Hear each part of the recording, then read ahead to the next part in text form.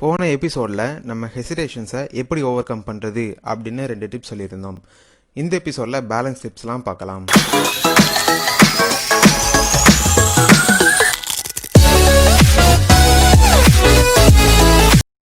Number 3 tip என்னதுன்னா consistency, அதாவது நிலைத்தன்மை. என்னடா இந்த டிப் ரொம்ப கஷ்டமாக இருக்கும்னு நினச்சா அது உங்கள் தப்பு இல்லை. நீங்கள் உங்கள் ஒர்க்கில் கன்சிஸ்டண்ட்டாக இருந்தால் நீங்கள் அந்த ஒர்க்கை ஈஸியாகவும் இன்ட்ரெஸ்டோடவும் பண்ணுவீங்க. நீங்கள் டான்ஸ் கற்றுக்கணும்னு ஆசைப்பட்றீங்க, ஒரு வாரம் ப்ராக்டிஸ் பண்ணுறீங்க. செகண்ட் வீக்கில் ஃபஸ்ட் வீக்கில் பண்ண ப்ராக்டிஸை விட கம்மியாக பண்ணுறீங்க. தேர்ட் வீக்கில் ரொம்ப லோவாக ப்ராக்டிஸ் பண்ணுறீங்க. ஃபோர்த் வீக்கில் அதுவும் இல்லை. ஆனால் நீங்கள் உங்களை நம்ம டெய்லியும் டான்ஸ் ப்ராக்டிஸ் பண்ணுறோம், நம்ம நல்லா பெர்ஃபார்ம் பண்ணுவோன்னு நம்ப வச்சுருக்கீங்க. இருந்தாலும் உங்களால் பர்ஃபெக்டாக டான்ஸ் பண்ண முடியல. இதுக்கு காரணம் லேக் ஆஃப் கன்சிஸ்டன்சி. இதுக்கு ஒரு சின்ன எக்ஸாம்பிள் சொல்கிறேன். நம்ம எல்லாருக்குமே விராட் கோலி தெரியும். அவருக்கு இன்னொரு பேரும் இருக்குது, எ மேன் ஆஃப் கன்சிஸ்டன்சி. அதாவது அவரோட கெரியரில் அவர் ஸ்டாராக இருக்கிறதுக்கு ஒரே காரணம் அவரோட கன்சிஸ்டன்சி பர்ஃபார்மன்ஸ். ஜிம்க்கு போகணும், டெய்லி வாக்கிங் போகணும், ஏதாவது புதுசாக கற்றுக்கணும் அப்படின்னு நீங்கள் நினச்சா நீங்கள் முக்கியமாக ஃபாலோ பண்ண வேண்டியது கன்சிஸ்டன்சி. Number 4, handling pressures. ஒரு மனிதன் எவ்வளோ திறமையானவனாக இருந்தாலும் பதட்டமான சூழ்நிலையை அவனால் கையாள முடியலன்னா அவன் எவ்வளோ திறமையானவனாக இருந்தாலும் அதுக்கு பிரயோஜனம் இல்லைங்க. பதறாத காரியம் சிதறாது அப்படின்னு சொல்லுவாங்க. இப்போது அந்த ப்ரெஷரை எப்படி ஹேண்டில் பண்ணுறது அப்படின்னு பார்ப்போம். எப்போல்லாம் நீங்கள் பதட்டமான சூழ்நிலைக்கு தள்ளப்படுறீங்களோ அப்போல்லாம் இந்த டிப்ஸை ஃபாலோ பண்ணுங்கள். ஃபர்ஸ்ட், அந்த ப்ரெஷரை ஓவர் கம் பண்ணுறதை விட அந்த ப்ரெஷரில் சர்வை பண்ண என்ன பண்ணலாம்னு யோசிங்க. அதுக்காக அதிலிருந்து மொத்தமாக வெளியில் வர ட்ரை பண்ணாதீங்க.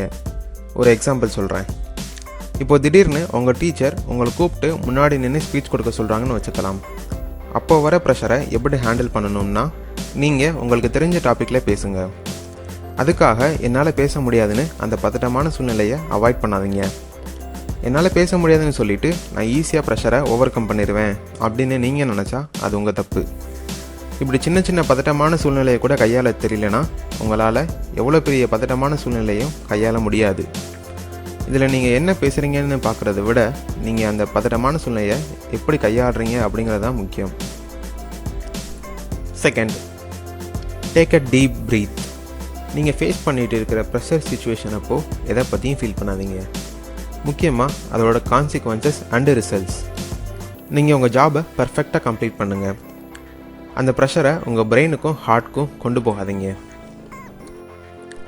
போன டிப்பில் கன்சிஸ்டன்சிக்காக விராட் கோலி சொன்ன மாதிரி இந்த டிப்பில் ஹேண்ட்லிங் ப்ரெஷருக்காக MS டோனியை எடுத்துக்கலாம். 45 பாலில் 80 ரன் அடிக்கணும். 3 விக்கெட் தான் இன்னும் இந்தியா கிட்ட இருக்குது. MS டோனி தான் இப்போது ஸ்ட்ரைக்கில் இருக்கிற ஒரே batsman. Just feel the pressure on him. Billions of people அந்த மேட்சை பார்த்துட்டு இருக்காங்க. Heavy pressure situation. அப்போது அவ்வளோ ப்ரெஷர்லையும் சூப்பர்பாக விளாண்டு டீமை ஜெயிக்க வைப்பார். இதுக்கு காரணம் அந்த ப்ரெஷரை அவர் தனக்குள்ளே எடுத்துக்கலை, அவரோட கேமை மட்டும் அவர் விளாட்றாரு. ஸோ நீங்களும் நம்ம தலை மாதிரியே அந்த ப்ரெஷரை உங்களுக்குள்ளே எடுத்துக்காமல் உங்களோட ஜாபை மட்டும் பர்ஃபெக்டாக கம்ப்ளீட் பண்ணுங்கள். நீங்களும் விராட் கோலி மாதிரி உங்கள் ஒர்க்கில் கன்சிஸ்டண்ட்டாக இருந்தால், தலை டோனி மாதிரி நீங்கள் ப்ரெஷரை சூப்பராக ஹேண்டில் பண்ணால் நீங்கள் எதையும் வெல்லலாம்.